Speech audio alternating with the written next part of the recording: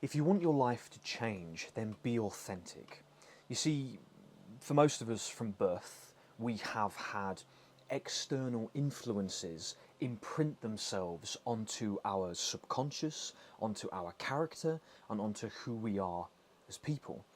And so it's important to understand that when it comes to going for your desires in the world, and there's that inner calling, that calling that your heart has had for a long time to be somewhere or do something that you know would fulfill you, then it's important to understand that who you are as a person is vital in regards to getting to that end result and getting to that place where it is that you want to be. And so when I was younger, one of the best things that I did for myself was question the things that were presented to me.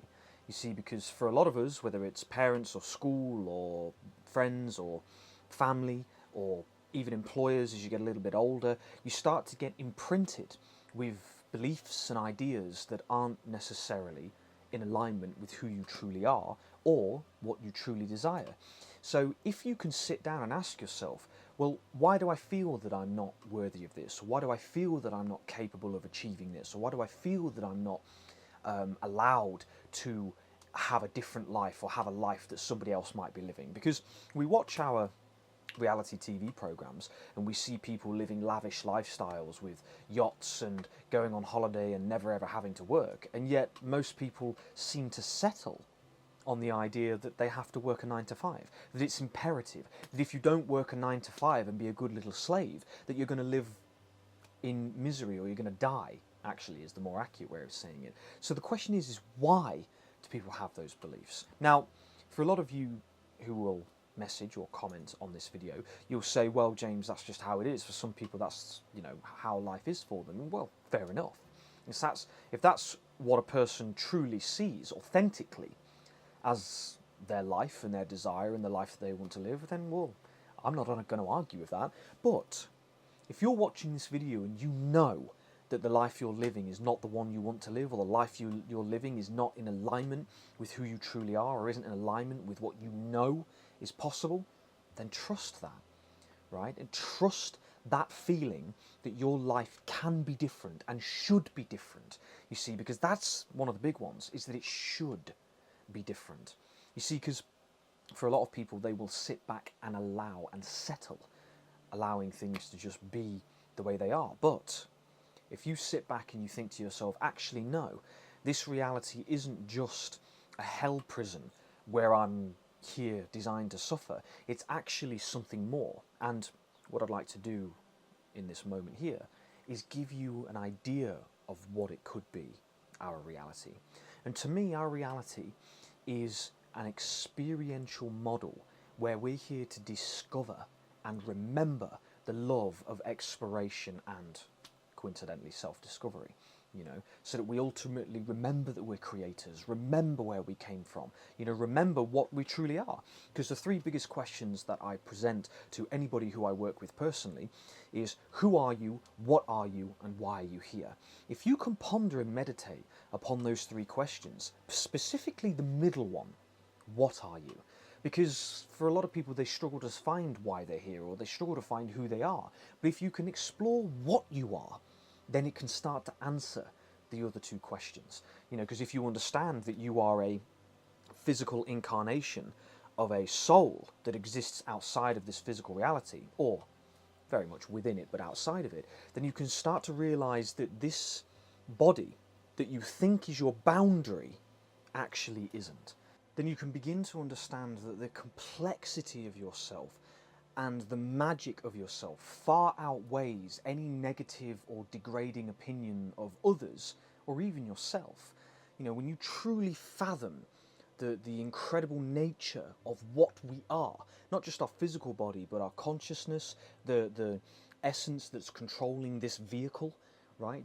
When you fall asleep and when you dream, you know, what is going on there? You know, if you've ever asked yourself that question, what actually is going on when we dream? You know, and so simply by exploring what you are, you can begin to open your consciousness to a level of being, a way of being that surpasses any negative beliefs or any derogatory beliefs or any self-limiting beliefs. And so by doing that, you begin to realize that you can change yourself. You can change your character, you can change your behaviors, you can change your actions, you can begin to affect change.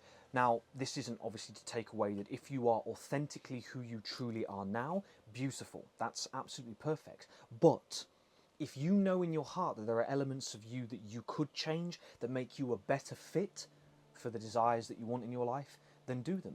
I realised for me that whether it was a future partner or whether it was the domain and the forest that I want to be in, there's either knowledge that I need to have or there's elements of my personal self that will help to create a space of love where when I do meet a partner, she will be able to see me for who I truly am and appreciate me for looking and seeking to observe life from a higher level of consciousness, right? That means bringing forward the principles and the values and the character traits that are going to make her feel loved and nurtured and complete, as well as myself. Now, don't get that wrong. I'm not saying that you complete another person. It very much is two wholes coming together, but that's my point.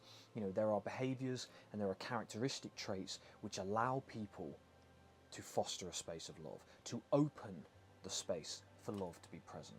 You know, whereas if we're unconscious, if we're attacking and fighting each other, if you're derogatory or if you're degrading to your partner and you expect to get the best of him or her, you're just not going to get it.